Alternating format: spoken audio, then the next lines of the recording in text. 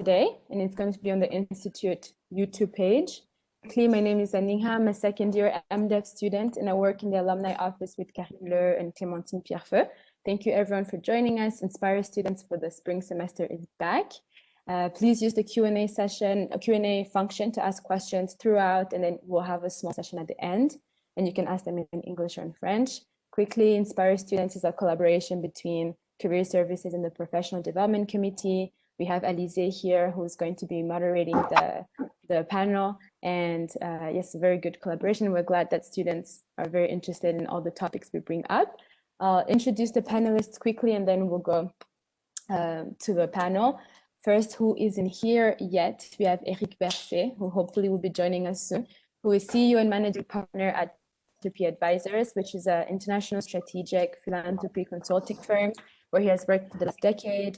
Before that, he was an emergency coordinator at Médecins Sans Frontières, where he worked in Haiti, in Chad, Mozambique, and the DRC. He also has experience in the International Committee of the Red Cross, where he served in Afghanistan. So combining his experience in the humanitarian sector, he now works to provide and promote efficient and impact-oriented philanthropy. Second, we have Gerard Koenen, who graduated in 2016 from the MDiv program, Sustainability Manager at Diginex Solutions, where he works on data reporting for environmental, social, and corporate governance, ESG, for private and public clients. Before that, he worked for more than 3 years at PwC, where he was a consultant and then a senior consultant. During his studies, he worked at Spencer Stuart as an executive search trainee, and he's also one of the co-founders of the Geneva Consulting Network, which is a student initiative at the Institute. Third, we have Ekaterina Kazantseva, who graduated in 2020 from the MIA program. She's an associate analyst at Symbiotics, where she first began as an intern after graduation. Prior to joining the Institute, she acquired many years of experience in investment at Burgundy Asset Management in Toronto. She also has experience working in partnerships, where she also worked at Sustainable Impact Association in Switzerland. Last but not least, we have Alina Trujina, who graduated in 2012 from the MIA program. She's Chief Strategy Officer at Founders Factory Africa, which is a venture capital firm which is driving and investing in Africa's startup economy. Before that, she worked in London in partnerships and growth and at a business accelerator working in businesses for emerging markets. Prior to that, she worked in partnerships and communication at the World Bank. She was also vice chair of the Women's Business Society in Geneva. Thank you all so much for joining us today for this panel, which is of course called How to Make an Impact in the Private Sector, which is very important for some of our students who obviously want to explore that sector despite it not being, I don't know, maybe typical for our institute. Alizé, I give you the floor. Great, thank you, Zaninka, for the great introduction, and well, thank you for this great collaboration, Karine and Zaninka, and of course, thank you to our panelists. I'm so impressed by what I'm hearing from Zaninka. So such interesting career, so I can't really wait to hear more about what you do. And I would like to start with a very practical question to get to know you a little bit better, and well, to get to know your job a little better. So maybe we'll start with Alina, and you can share with me and with the students what is a day of work? What does it look like for you? Thanks very much, everyone, and such a pleasure to be here with you. I wish I was there in person, and we're there in lovely Geneva auditorium, but it is what it is. So very good to see you, everyone.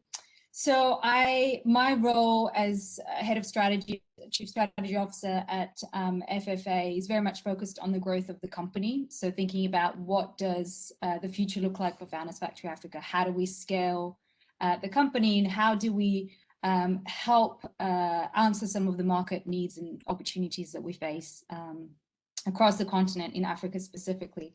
So very, very practically, my days these days, they look very different to what they looked like pre-COVID. Pre-COVID, there was a lot of flying involved. There's a lot of airplanes. That was a usual mode of transport. We're headquartered in Johannesburg in South Africa, and all of our investees are across Africa. So there was a lot of flying to Nigeria, Kenya, and of course, South Africa itself and other parts of the continent. These days I am in my apartment, and so there's a lot of phone calls, and those stem from talking to our investors. So I co-manage our board of directors and our shareholders. I talk to a lot of other potential investors, other potential strategic partners for the company. I also obviously talk to my team and my teams in leading sort of the internal strategic planning. And at the moment, I'm very much focused on setting up a fund. So we're looking to launch a fund this year. And that's taking up a lot of time with potential LPs across the world. So that's a little bit in a nutshell. Lots of Zoom calls for sure. Yeah, thank you. And I guess it's unfortunately, but hopefully not for too long anymore, the case for everybody. But thanks for sharing as well the reality that it has become with the current situation. Let's move on to Gérard. If you can share with us what does a typical day of work look like for you? Yeah, sure. Before and post-COVID. Actually, I started my job already in the COVID era, so I don't have a pre and post COVID. Essentially, I started my job hooked on the phone and on Zoom calls, and it's been like that ever since. So yeah, I mean, I'm an ESG manager at DigiNext Solutions, which is originally a blockchain technology company.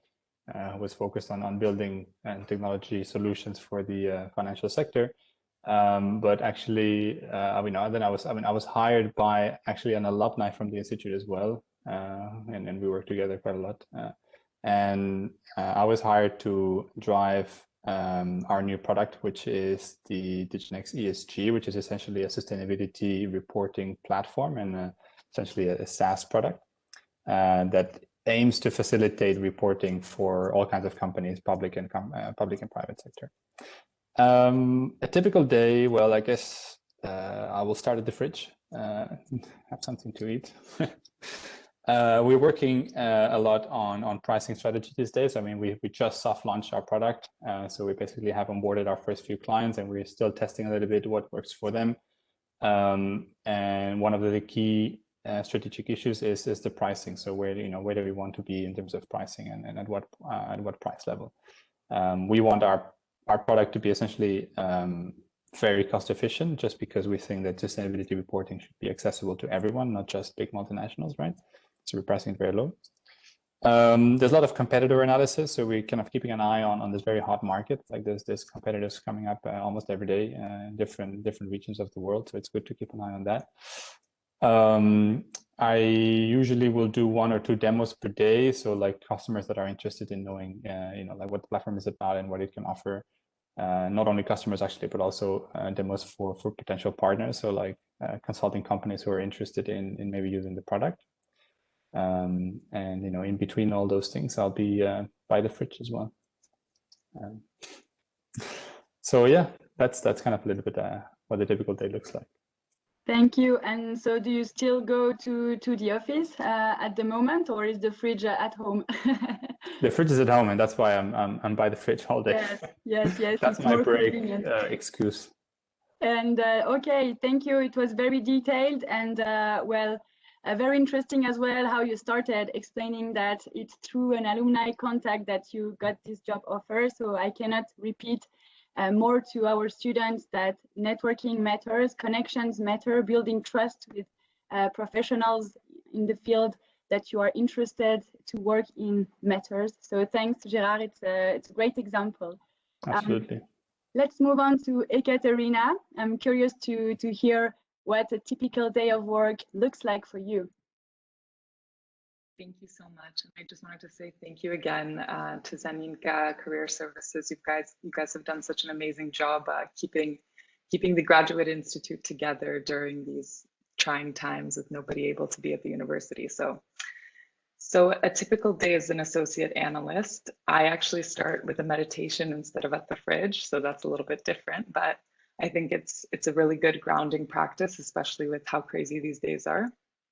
And I'm not sure if you're familiar with Symbiotic, so I'll give a little background. So they're a leading impact investor, investing advisory and intermediary in Switzerland, and they focus on private debt in emerging market companies. Initially, they focused only on microfinance institutions, and now they've expanded to sustainability bonds, green bonds, fintech, solar. So there's a lot of interesting things happening. And of course, the acceleration of technology has really helped that, especially during the pandemic. So that's one good thing. I also started my work, my internship with them in July of 2020. So I got to be in the office for a few months, and then we moved to home. So I was lucky enough to meet most of my colleagues, and in January, when I switched to a new team, I had already known everyone, so it was much easier to transition. But a typical day now in my new team, because I joined a new team, involves supporting 5 to 7 analysts, and we're on the investment markets team, so we do the analysis of our investees. So like I was saying, that's mainly microfinance institutions, but also other projects. And my region specifically focused on Central Asia, Eastern Europe, and Middle East and North Africa. So there's kind of multiple aspects to it. Each analyst has to write an investment advisory report for their investee microfinance institution or their project, innovation project. And I would be supporting them through foundational work in understanding the reporting and analysis of these investees.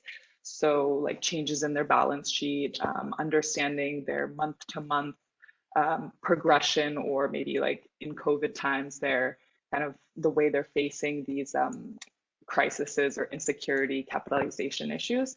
And then the other side of it would be understanding key macroeconomic changes and kind of being able to report those. So our team doesn't directly interact with investors, but we provide the information to the teams that are the client teams that are interacting with investors, so that they know how our companies are doing, what they should invest in, how the markets are doing, what are the risks. So yeah, that's a little bit about what we do. Thank you, Ekaterina.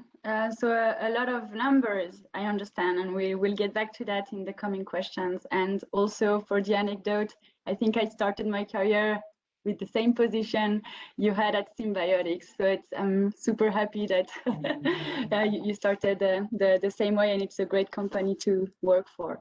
Thank you. And well, welcome, Eric. We are really happy to have you with us today. Thank you so much for taking part in this panel. Eric, so we are all curious to hear as well, what does a typical day of work look like for you at Philanthropy Advisors? Thank you very much, Alize, and thank you all for, sorry all, for being late. I was stuck on the call as these days are busy, and something that you should definitely consider is time has changed tremendously. And I think people think that having more meetings during the day is making them more efficient or get things moving faster. I believe this is the exact opposite. We keep moving from one call to another, and we are missing the heat of the bodies of different people we can have around the table in the same room to be discussing about different things, and which I believe are still much more productive. So again, sorry for being late. I was on one of these 30 minutes call that ended obviously later than expected, and where we haven't been able to find a quorum at the end of it. But anyway, so my days usually are very diverse, and I think this is what makes it so special to work at Philanthropy Advisors, is that we are working with a lot of different types of interlocutors. And I could be in the morning discussing or preparing a mission or debriefing of a mission in Afghanistan, where we were 2 weeks ago for an evaluation mission on the fields. And then on the next, I would say 2 hours, we could be discussing with a private foundation from Fondation Chanel, for example, to discuss about what is their planification for the next 5 years of their corporate philanthropy. And then at lunchtime, I could be eating at WHO with some of the technical units around mental health, and then in the afternoon having a discussion with some other people at the French Development Agency, for example, to plan their strategy around food security in the Horn of Africa, for example. So the great thing about the job we do at Philanthropy Advisors, but also the challenges, obviously, because it requires a lot of different multitasking capacity, I would say, or multifaceted skills, is that the types of assignments that we are working on and the types of entities we are working with are very different from one another.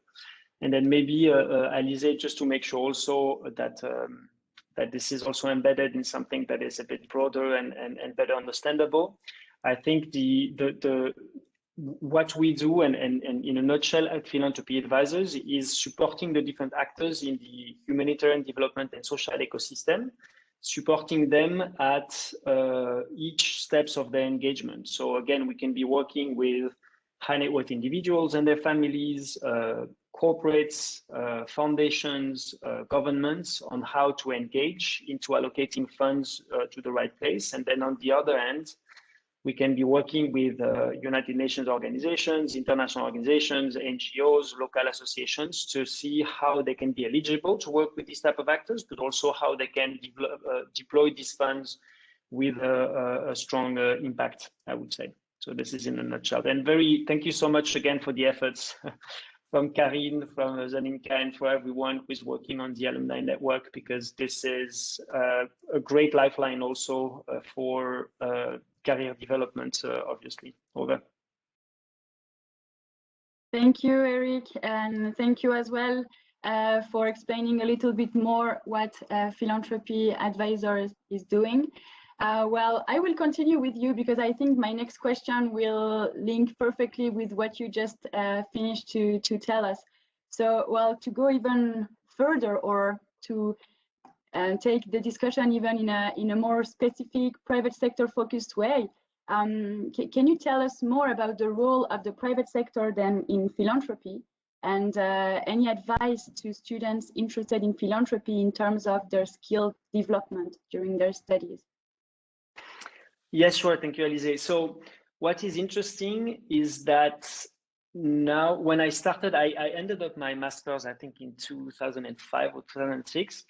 When we were looking for jobs, you were looking either to go for international organizations, humanitarian development sector, or private sector. This was very, all public sector, obviously, working for embassies and the diplomatic path. But it was very siloed. So you could not be thinking about working for a company, engaging the funds or the skills of the company within humanitarian or looking at having an impact. It was the beginning of more consolidated CSR, ESG policies, which has been the case for decades before, but it was more and more present. I think that now what is great is that it comes with challenges, but what is great is that everyone understands that they have to take their part of responsibility in making the overall ecosystem better for human beings and environment and everything that we could be addressing into this ecosystem. So the private sector nowadays, and especially for students, this small point I was making was really to say that you can be working for a very prominent and impactful company, even working for the private sector and not working directly for NGOs, for example. And I think the example we have with Katarina also is super interesting because finance or impact finance is obviously at the frontier between these two worlds, which is today, I believe, one single one. So yes, private sector is very, very important because it brings and it feels a responsibility to spend the funds it has, or to redistribute part of the funds that it has, but also there is a business rationale for the companies to engage in impact in general. So companies understood now that if they want to hire students coming out from HEID, they need to have a specific CSR policy, they need to have a corporate foundation, and they need to be a for-purpose company because this new generation is willing to engage and have an impact on the planet in general. Then companies also, what is interesting is not only the way they engage with funds or different assets within CSR or within the corporate foundation, but also they come up with specific skills with service delivery capacity. If you look at DHL, for example, they have They know how to be running logistics even during times of crisis that humanitarian actors can be benefiting. If you look at Coca-Cola, they know how to keep things cold all the way to the consumer. So for vaccines, for example, delivery, it's super interesting. UPS and Zipline, for example, who are organizing drones, or operating drones, they can bring vaccines and blood samples. In Rwanda, for example, they have a collaboration with the Global Alliance for Vaccines and Immunization, where in remote areas, these companies have the capacity to go. So the Airbus also is a company we work with. They can free some cargo space to be bringing, and COVID is a very good example, but personal protective equipments to some other countries, so they can make space for this kind of thing. So private sectors has not only the funding capacity, but also technical skills, brain knowledge. If you look at all the tech companies, Ebola outbreak, for example, to do the surveillance systems, big data, and thus Google and these kind of actors are very interesting in terms of partners. And just also sometimes the manpower, if you look at consultancies, companies, for example, Ernst & Young has been very involved to support the World Health Organization in the initial phase of the pandemic, to be coordinating some of the tools to be used to be coordinating the role of the private sector actors into that. And I'm happy to give some examples about how during the COVID, the private sector has been engaging with some capacities to a certain extent. I don't know if this is responding to your question, Alize. Yes, it definitely is. And I understand a variety of examples. The first is, financial contribution to foundations or investments, but also, and I would even say in a perfectly sustainable world, there is no such thing as the contribution of the private sector. It's fully integrated into their activities throughout the entire value chain. And I think you make a really, really interesting point as well. So in terms of skills for students, what would you recommend, or what advice would you give to them if they want to do sustainability within the private sector? Do anything? Yeah, it's a good question. I think, and what I've learned, and I think what I've still been benefiting from what happened at HEID is it's to learn how to learn. I think there's so much you learn during your university that when you get out of it, you say like, I'm never going to be using it in in my work life. But I still believe that you are building a way to think and to learn and to prioritize what is important, what is not important, what is urgent towards what is important as well. So these kind of things you learn when you are at university, and HEID was very good at that, providing this capacity to learn and to make decisions, but also to have to be a generalist. I think when you get out of HEID, even though you have specific modules that you can take, it's great to be a generalist today, because it's giving you also the flexibility to work in one field and another. As I was mentioning, I think everything is interrelated now. You don't go for one career that is very special, where you spend 40 years of your career in one organization or one company. I think it gives you also this possibility to be flexible. And then the last thing that I would strongly advise is to have work experience even during your studies. I mean, yes, it's complicated to in terms of time management, but you will learn your future jobs on hands and having experiences, whether it's in a company on internship or in a short assignment for an NGO, even a small one abroad. And I think this is the best way you will be building your skills. Thank you so much. The answer is super complete. And yes, combining work and studies, it's also helping a lot in terms of networking and meeting professionals and building really your network in the field that you're interested in. So I definitely recommend that as well. All right, thank you so much. Now moving back to Alina. So Alina, you have quite an extensive experience working with social entrepreneurs, so rather from the impact makers in some accelerators, venture capital, but also the Women's Business Society. Well, what is it like now to work on the investor side of the impact spectrum in your current job at Founders Factory Africa? Thank you, Elise. And I'm so glad that you made me go next, because I was sitting here nodding to everything that Eric was saying. I couldn't agree more. I think the piece that Eric, you said about coming out, having this kind of a very bipolar choice between private sector and sort of IOs or public sector very much resonated with me too. And I think what's really exciting for the students of today is that that is no longer the case. There is a blend and a spectrum of opportunities where you can actually blend that nexus and work in an environment where it's both impactful, but also has a commercial sort of backing. So I wish I was you at the moment. I wish I was a student coming out of Ashud right now. But no, so look, very much sort of a perfect segue, as I said, from what Eric was saying. We very much believe Africa is not a charity case, if you like. So it's not just about, oh, you know, there's a moral, of course there's a moral sort of ground for supporting developing countries. And that's very much the view that, you know, a lot of the kind of the development actors, let's say, you know, take. But coming into, as you say, into the other side, into the investment side, we strongly believe that Africa has a huge commercial opportunity and a business opportunity. But that is very much underpinned by a strong backing of impact. Now, what do I mean by that? Our sort of lens of inquiry, if you like, are the entrepreneurs, our founders, our startups, our ventures.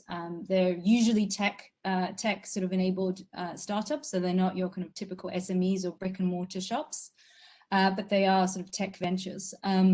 Why? Because we really believe entrepreneurs are the backbone to the continent's growth. They're driving job creation, they're huge job multipliers, they're driving enormous amount of training of talent. And again, if we look at Africa and the demographics, which I won't go into data because you'll very well know about it, you know, there's a huge shift in demographics in terms of the youth and you know, and in terms of the consumer base and the consumer market and the middle class that's driving that.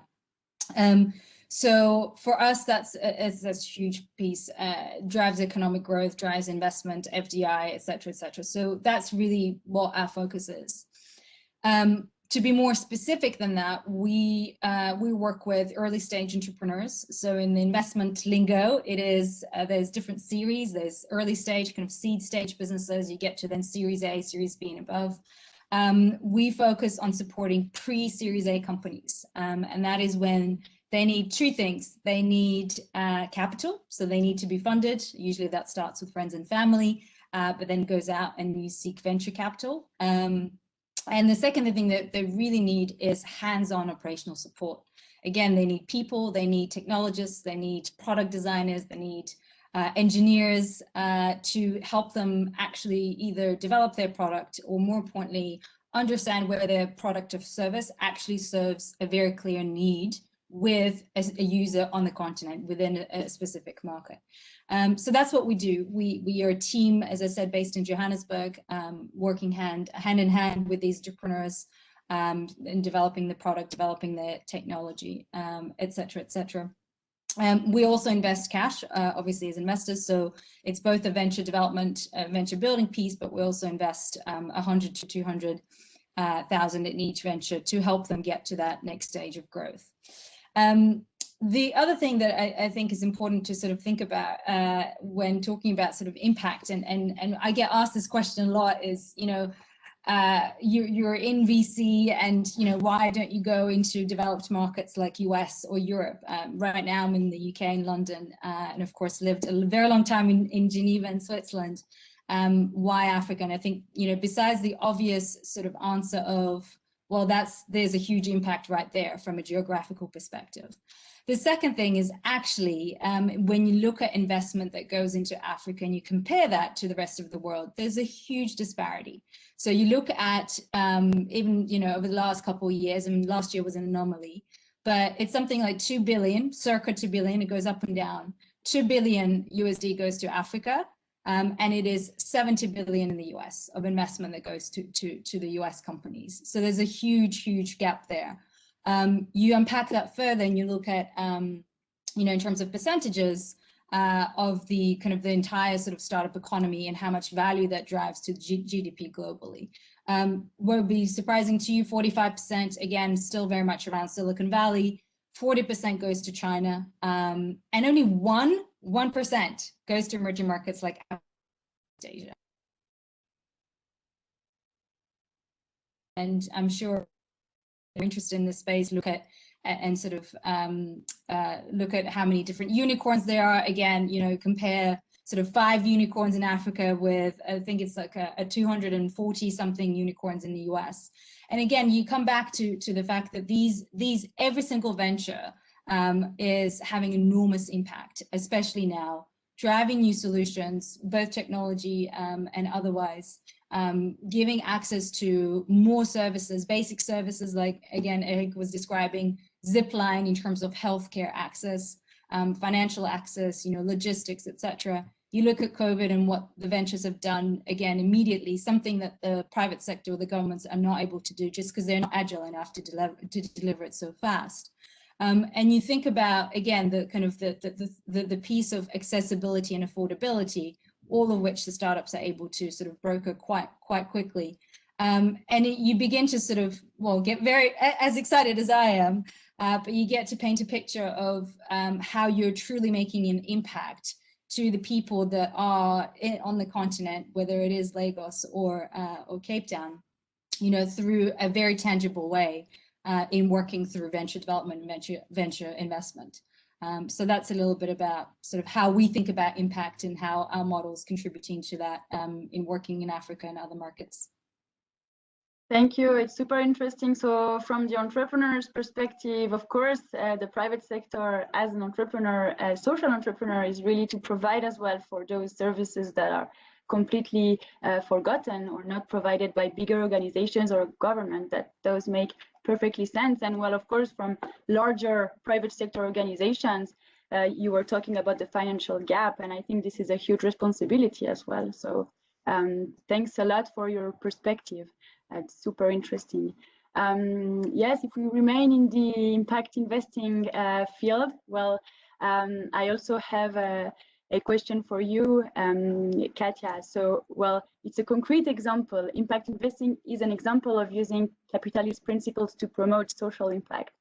But yes, it also means that people working in this field need to combine both financial and impact or development-oriented knowledge. So my question for you, coming from MIA studies versus maybe a financial background, so how did you bridge the gap with between the two sets of skills that are so important for impact investing? If you can share your experience with us. Of course, thank you so much, Alize. I just wanted to say, first of all, I think the Graduate Institute has such an amazing array of courses that do prepare you for things that are a little bit more quantitative, and maybe I'll be a little bit specific because I know students would be interested in that. So finance and development was a great course that had a very economics focus that I thought gave you a good macroeconomic background, and you could really connect to understanding how public finance also very much connects to the micro side of companies. So I think, again, as Eric said, you have to learn to learn. So you take these courses and you learn how to apply it yourself. Again, I think the statistics, which is a long-hated class by many students, it really does help you understand a quantitative side to a lot of the things that you do end up doing in the real world. Again, international business and human rights, the Graduate Institute really does have an amazing course selection. So those are some of my favorites that really did help me. And to bridge the gap, I also would say that the capstone project was a huge aid for me, because my capstone project, I'm not sure if Alina or Eric had capstone at the time, but it was focused on impact investing. And at the time, I didn't have as much knowledge, obviously, as I do now. And I really used that moment to kind of step out of my comfort zone, introduce myself to people, Alize, like you said, go out and connect with people. I wrote to all the banks in Switzerland. You know, we created this survey. I went out of my way to connect with people because I was so motivated and interested to learn more, learn about their strategy. And as you mentioned, I do have a previous you know, traditional finance background. Again, I didn't work as an analyst at the time, so I wasn't necessarily doing analysis, but I had an understanding of value investing strategies, which was the focus of my my firm at the time in Toronto. And I think what's important is to start what you're find what you're interested in. And I think that's hard as a student. You need to continue to try things. So again, speak to people. And as Eric said, focus on finding an internship to just understand if you like this subject or not, because I think that's a big part of being young, is that you have this opportunity to try and fail, or just say, you know, this isn't for me, I really don't like it. And then I would say, when you do find something you're interested in, or you're interested in getting into a subject theme, focus on understanding like the jargon. Again, Alina, I did my thesis on the startups in Kenya and entrepreneurship and funding constraints. So for me, beginning to understand, you know, seed stage early, like where the funding gap is, you know, this jargon that at first you don't understand, this investment jargon maybe, it really opens your mind to the other things in this sector. So impact investing, there's lots of impact jargon, you know, KPIs and things like this. So start with understanding vocabulary. I know that's coming from the master's, the theoretical perspective, that's very important. So start with that, I would say. And then I would also say it's really important to read a lot, which I know I see a few of the students that connect with me. I think it's really important to stay in the know and read consistently, like Financial Times, Economist. For Africa news, I really like Quartz Africa. I'm sure Anina has other recommendations, but I think if you have a regional preference of what you are interested in, focus on that region. If you have a subject preference, focus on reading about that subject. I always found that helps you analyze and understand your own opinions, your own biases, what you're missing. And I think that's a big way to help close the gap. Again, as you said, merge that, you know, education with the maybe more practical side of impact investing. And then two key skills that help me bridge the gap, maybe in between getting my internship and where I am now, which I think are two very undervalued skills, and I think maybe quite basic. The first one, I think, is Excel. This is directly for students who don't know what to learn right now when you have extra time. I think Excel is extremely undervalued. It is one of the things that any job will ask you to do in an entry-level position, and manipulating data is very important because you are able to show that you understand, you know, patterns, trends, and I think that's at the very basic, something you could do right now and teach yourself. So I definitely think that Excel was something very important to learn. Also, whenever you start a new job, people are very impressed if you're very good at Excel. So if you're already good, become kind of like an Excel ninja. You know, you can help those people that aren't as good. I think that always helps you stand out. And the second thing I would say that really helped me bridge that gap was learning to read a sheet and an income statement, which maybe they don't teach you in school. I mean, I understand like personal finances. I also worked in a finance firm. So I understand value investing and like theories and strategies like Warren Buffett style investing, Benjamin Graham, you know, these things that, you know, are very finance focused. But just reading a basic balance sheet and income statement, I think a lot of students, I mean, people in general, have trouble with because it's not something you open just for fun.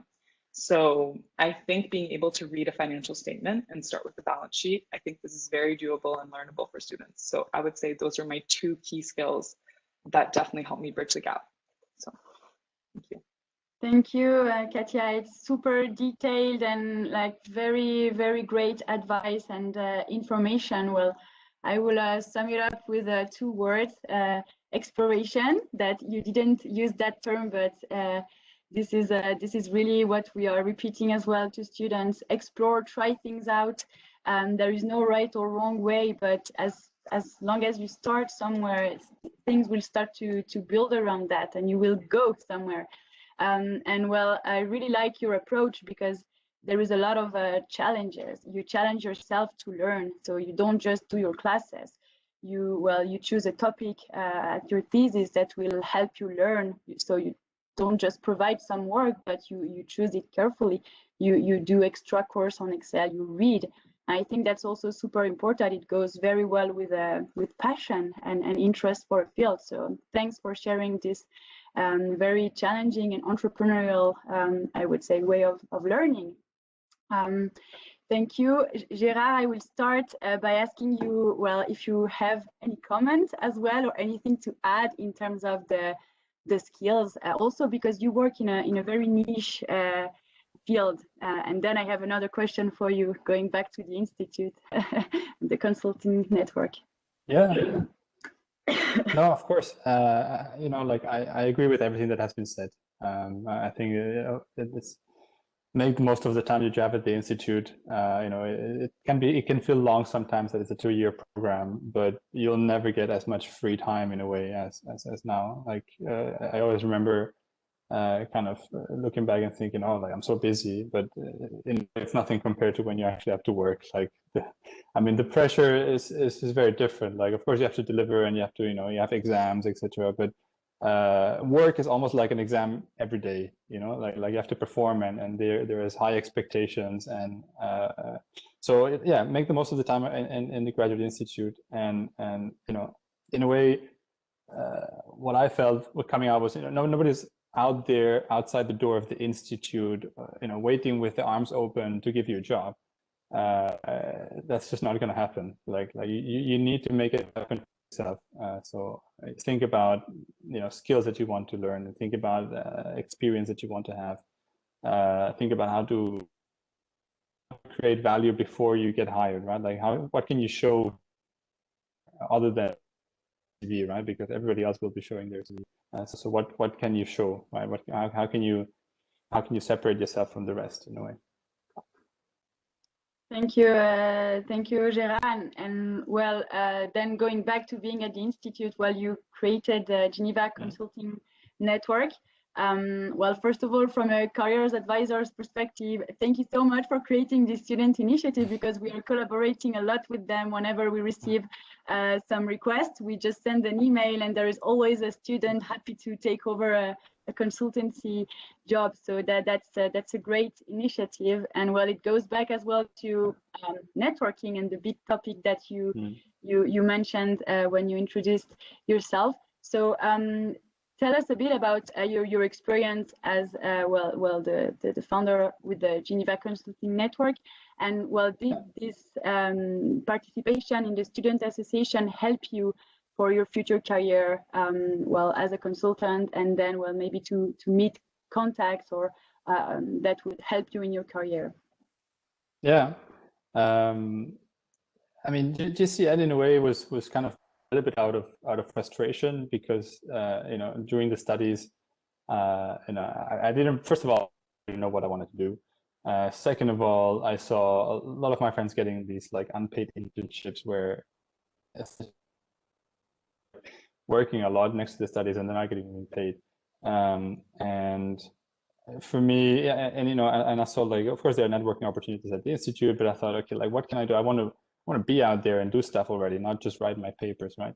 And you know, I saw in a way an opportunity together with my friend Mattis, who's also an alumni at the Institute, to start something and to do something about it, right? And then we came up with this idea to like connect, you know, the best students at the Institute with professionals working already in consulting, to go and deliver like affordable projects on strategy on different sides of consulting, right, for NGOs, and particularly the small NGOs that cannot really afford the PwCs or the EYs of the world, right?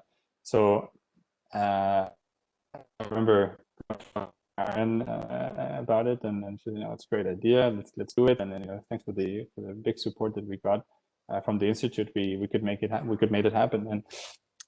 And it's been kind of like the best, I mean, the most, I guess, important step in terms of getting a job for me. Like, I mean, that was in a way an opportunity to deliver, like, to actually work with consultants. Like, that's the first thing, to actually work together with real consultants that are working right now in the field, and solving and seeing how they solve the problems, and seeing how they work, getting their advice in terms of like talking to clients and how to, like, what kind of problems are NGOs facing. So great for networking, great for like looking at you know, like real world examples of kind of solving problems, getting exposure to the clients. I mean, we had like one of our first assignments with UNICEF, and this was thanks to another connection from Karen, who by the way also is named Karen. And you know, that was kind of one of our most precious experiences is like working directly. So we were working for UNICEF on evaluating the non-financial benefits of partnerships. And we had partnered with PwC. Sorry for the dog. We had partnered with PricewaterhouseCoopers, with their international development team, to work together on the strategy. And sorry for that.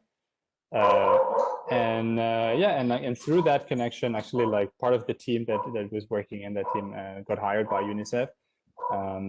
Through that project, I was hired by PwC because they saw me working and they saw the dynamics, and I was able to kind of demonstrate already, prior to getting hired in this, what I was referring to before, some value. And they say, wow, great, this guy started this and already involved in the project, already some exposure to the client.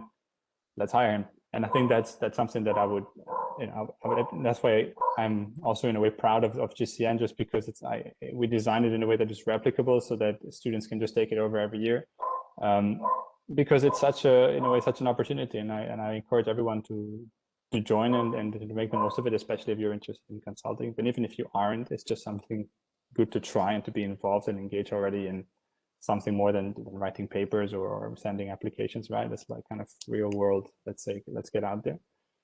And yeah, I mean, this was obviously essential for me to get the job at PwC. I spent there 3 years doing strategy consulting in the public sector, 3.5. So yeah, I can only encourage people to not only join GCN, but also if you have your own idea, go ahead and do it. Nobody's waiting for you outside the door. Create your own opportunities. Maybe, I don't know, like for me, what's always been a driver is look around and see what can you solve. For me, it was like, okay, there's some networking opportunities missing. There's unpaid internships don't really work for me. I like consulting. There's nothing out there. What can I do, right? So, okay, let me see. Let's think about what can we do. Let's take your best friend and think about some brainstorming session. What can you come up with? Where are the opportunities? What problems can you tackle? I think good things come from that kind of thinking. Thank you. I think that's a great way to conclude and to make the connection with what Alina was saying with the entrepreneurs in Africa, that, well, when the service that you're looking for is not provided, well, what do? You provide it. You think about how to solve the issue. So thanks. That's a really great and inspiring example for students. I think we are running out of time to continue with the questions, but we will jump now to the Q&A, if I'm correct, Zaninka. Yes, so I'll give the floor to Karine. Thanks a lot to all of you already for your very interesting input. So thank you, Alizé. Thanks to all of you. It's just great to hear you. There is about 70 people online at the moment, and we have plenty of questions here. So the first one is for Katia. You graduated in 2020, the year everyone will remember. Was it difficult for you to find a job after your studies? Can you share your experience and any tips for our current students? Well, you started already, but maybe give us more tips. Thank you, Karine. So yes, I found a job in 2020. I do think that in our minds, it's a very difficult year and everyone is going through very difficult things. But as students, we're really in kind of this beautiful opening of the world, and it's an opportunity to see how the world is changing. There of course have been difficulties, but you could never imagine that you could work from your house. Like I had a chance to travel back to Canada and see my family while working. So I think the changes that we're experiencing, we can always find the positives. So while maybe in the beginning there was a huge fear that maybe I won't find something because of the economy and the way things are changing, I looked at what opportunities were available, and that the world has opened up. You could apply for a job in China or Australia or wherever, Africa, and potentially work from exactly where you are. So I think that's a huge opportunity. And again, as Karine said, as Alizé was saying, find a way to connect with people. I think there's so many events and opportunities to attend. Anything that you're interested in, Impact for Breakfast or Impact Hub, if you're interested in impact investing, they always have great events. I consistently, I reach out to people that I see on these panels or on these events, and just I ask them questions. I say, prior to finishing my degree, I was writing my thesis, so I would say, can I reach out to you and speak about this? People would love to talk to you. If you don't ask, you'll never get a yes. So I think find ways to reach out to people, and keep learning more about what you're interested in. And I think staying positive is very important. Everything will work out. I'm sure Alina, Gerard, Eric, everyone has gone through these moments of like, am I okay? Am I going to fail? Like, will I succeed? Will I have to, go back to that old thing that I didn't like doing? You will succeed. Everything will be okay. And you will change the world. Like, if you want to change the world, you will. So I think it's important to remember that and stay positive inside. So those are my big tips. Thank you, Katia. I think you're totally right. I take the opportunity to remind you that the CEO of Symbiotics and Alizé and Katia, you can say yes if it's the right thing. The CEO, Roland de Munissé, I think, is an alumnus of the Institute. And as you saw, Eric was a bit late. That's the life of a CEO. Which is which is the right way for me to ask you a question, Eric, from Devika. She says, I have taken up social entrepreneurship courses at the Graduate Institute and London School of Economics. I'm really interested to know the working of philanthropy advisors and bring my theoretical knowledge to practice. And there is a second one, and I give it in a row. Are there any internship opportunity available? Also, do philanthropy advisors focus on Asia, especially India, for impact-oriented philanthropy? And I think you have an office in Paris and an office in Geneva. Correct. And that's my first part of the answer in the chat. So feel free to send me a CV. Yes, we have opportunities. We have a website also where we are a career part of the website where we are publishing the openings, job openings that we have. So we do have internships. It's a limited ones, but I think we are taking something like probably 2 to 3 a year in Geneva, and the same approximately the same amount in Paris. We are developing probably, and this is hot out of the oven, but an office on the African continent, probably in Kenya as well. So we are growing also the company on different continents to get closer also to where the stakes are happening, basically. But yes, I mean, and to answer also to your question or the question you've been relaying, Karine, I think it's important and this is in line with what everyone on this call, Katia, Alina, Gerard, was saying. You need to create your own story. I mean, if you want to work for one big organization, it's great. If they say no whenever you get out of school, never mind, go out, train, get new skills, and come back in 2 years and ask if you can join the MSF, the ICRC, I mean, the different organizations that you are willing to join, and then do your own path. And this goes also with what Gerard and Katia were saying. I think it's important to, if you don't find something that is fitting to what you want, then create your own business. I mean, there's room, and I know that having been traveling quite a lot in the past 10 to 15 years, in Switzerland, we are not so good about pushing people to create their own project. Entrepreneurship in Switzerland is not so strong, but you have the luxury at HEID to have people coming from everywhere on the planet, and where people know what it is to create their own project. And I think we should be shifting or pushing the students to think about creating their own initiatives. And what Katia was saying also is these are things you can learn on some spare times that you have. I've never seen a P&L or a balance sheet before getting out of university. But whether you work for a small NGO, you are on the field, you will have to do everything. Admin, finance, logistics, operations, everything. If you have an idea about, even at a very local level, what it is, this is going to be super helpful. If you are willing to grow within a company, the way you are managing staff, running a small unit within a company, you will need to have an understanding about numbers, about how you deploy things, about how you create a logical framework, for example, defining your objectives, the activities you want to achieve, what are going to be the KPIs. Katja was mentioning the key performance indicators of every different things that you are going to be working on, the expected outputs, expected outcomes, the impact you are aiming for, etc.